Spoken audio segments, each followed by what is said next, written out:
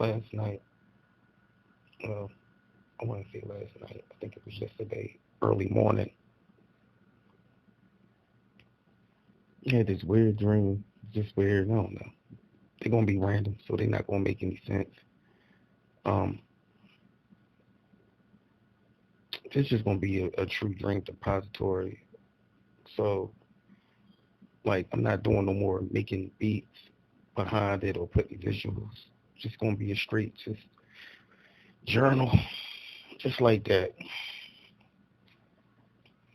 Shout out to Zach Van Harris. Okay. Um, I had a dream. All right. Well, first of all, I'm a dishwasher. Well, I was a dishwasher. I got fired. But in the dream, yeah, I got a little more to that story. I got fired for calling out on a day. I got fired for calling out on a Friday. Yeah, it was a Friday, and I never call out. Like that was weird. All right, but anyway, and I've been there for like six months.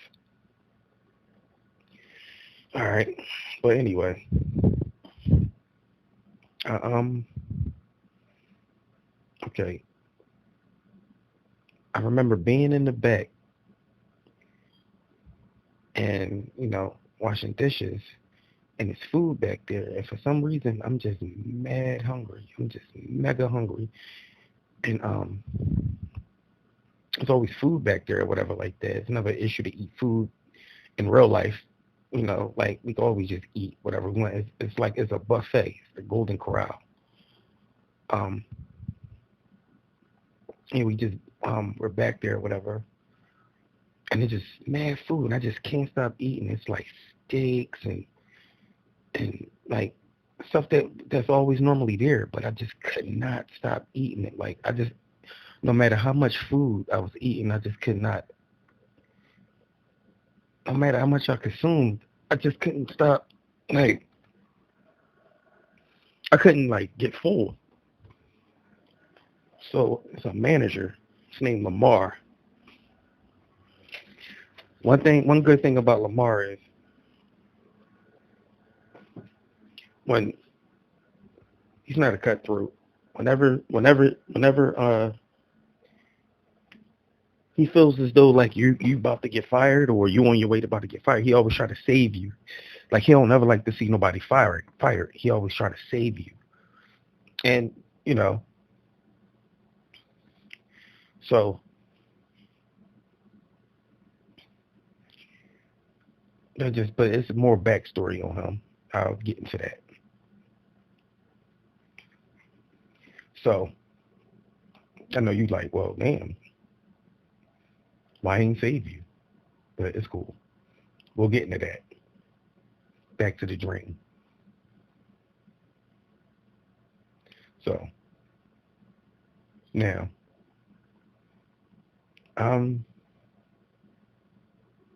okay, I think I clocked out.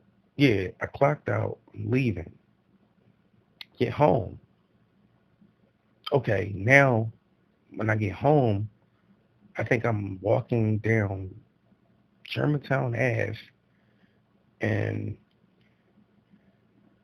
and I got like this bike. It's some crazy tricked out bike. It's like it's it's not nothing like it's new, but it's not like a new bike. It's like a retro bike, like a throwback type John, classic type John, where it costs like a lot of money. Like you be happy as shit. Like if you like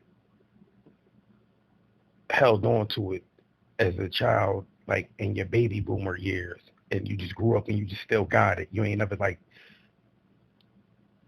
put it on, like like put it out in the trash or just gave it to somebody or yard sale it or something like that.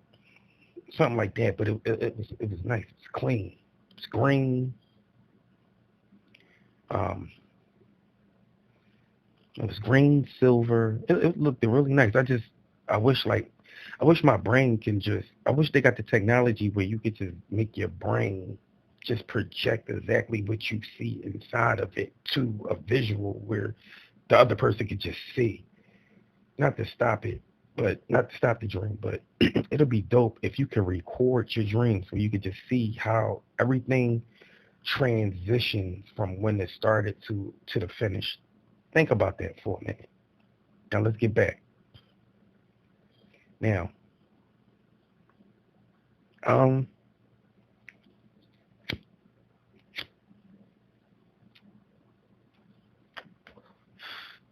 so out of the blue, Lamar comes out of nowhere. He pulls up. He comes out of nowhere. Start. I remember the light being on under the bridge and everything. It just seemed real. I didn't question it. Now once I just said like, "Yo, why am I here?" or anything. He had like some type of paperwork. I don't know what it was, but it was some type of paperwork. I think he was trying to see can he get me back at the job or whatever. I don't know what it was, but he was like, yeah, it like when I woke up and tried to understand it, like none of that paperwork made any sense. But in the dream, it just made perfect sense. So,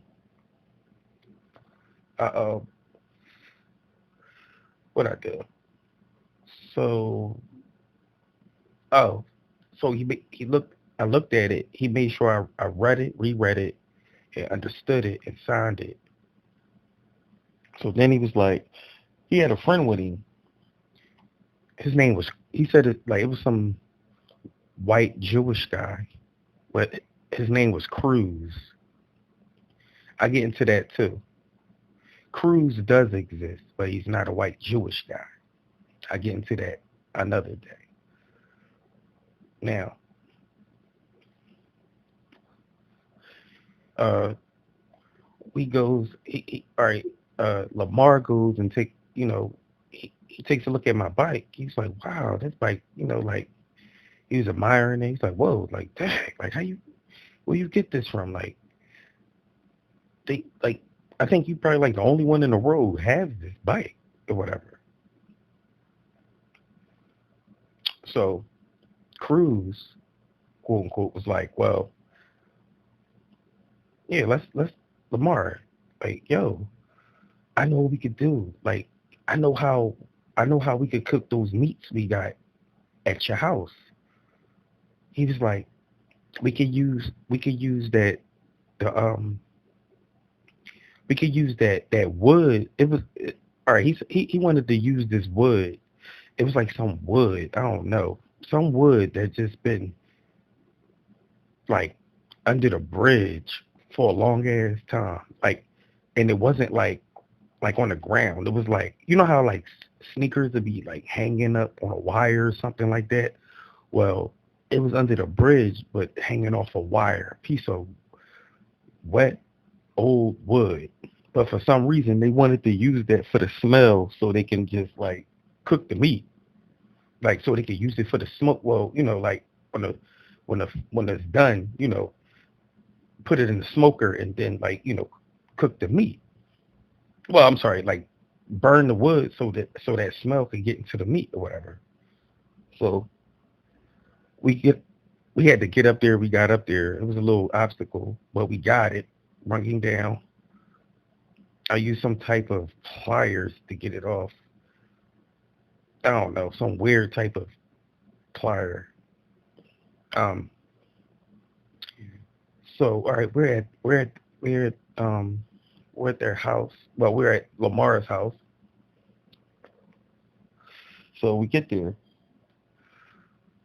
we walk in, everything cool.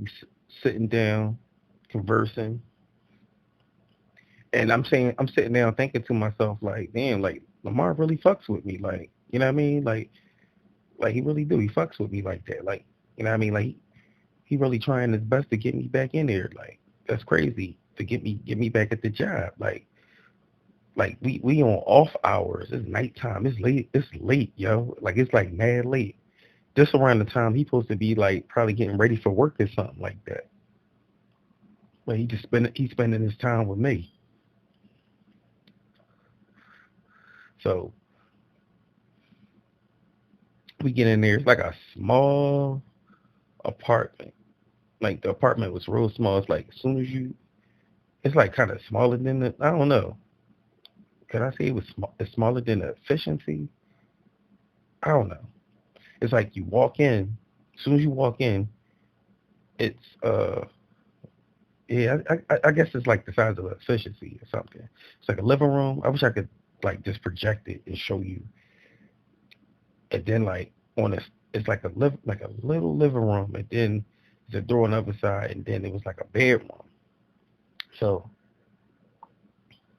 we talking. Oh, okay. No, no. It was like a kitchen like in a front. It was because the crews quote unquote went to go prepare the food. So then um Lam- Lamar opened the side door and he was like peeping in the door. So I went in there and just peeped my head in there or whatever. But he told me like, wait, hold, chill, chill, wait. So I backed up and then he looked over there to like what he was looking at, and I guess it was like the person. I guess the person was basically saying, "Oh, it's cool. Like I'm cool now. Yeah, he could come in now." So I looked. It was a chick laying in the bed. I thought it was this girl, but when I walked over, it was like his mom. I don't know if it was his mom, but she was like mad older. And the weird thing is, this was the crazy part. When she got up, she had arms on her neck, like on the back of her neck. It was weird, and it was like in a weird crossed position on her neck. They was like on her neck, like exactly on her neck, not like where arms should be. It's on her neck. But I didn't like front or nothing like that. I just went and she was like, "Oh, how you doing?" Whatever. I went and I hugged her, whatever, like that. Her arms didn't like hug me or nothing like that. They just was still like chilling the way they was. It was like weird. It was like mad deformed. Hugged her, and then I gave her a double hug too. Like I don't like I stopped hugging her. Didn't walk back and extra hugged her again, and then walked back out the door. Then she came out. Then she came into the room we was at. Somebody else was there now. So I didn't. Those arms really were like disturbing me because I just couldn't understand why they were like that. So I tried not to look at them. So I just turned and always never faced her. I just wanted to, I just kept my attention on to this new person that was there or whatever like that. And I don't know. I just woke up like I know it just. I'm quite sure more things happened, but I just don't remember it. But I didn't feel afraid. I didn't feel. It was. I don't know. It just felt real calm and chill. Like I wish I could. Not only I wish I could project the the visuals, like record the dream, like. But I wish I could just produce the feel of it. Y'all know what I'm talking about when y'all have a dream and it just always got this look and feel to it that only it's got a signature only that you know what it is. Like only you can feel it. No one else will ever feel what you felt or seen what you've seen in that dream, no matter how much they try to describe it to you. But that's enough of that. I got some more coming in store. I'ma holler at y'all. Shots out. We get back more productive again. I'm gonna get back at y'all. What?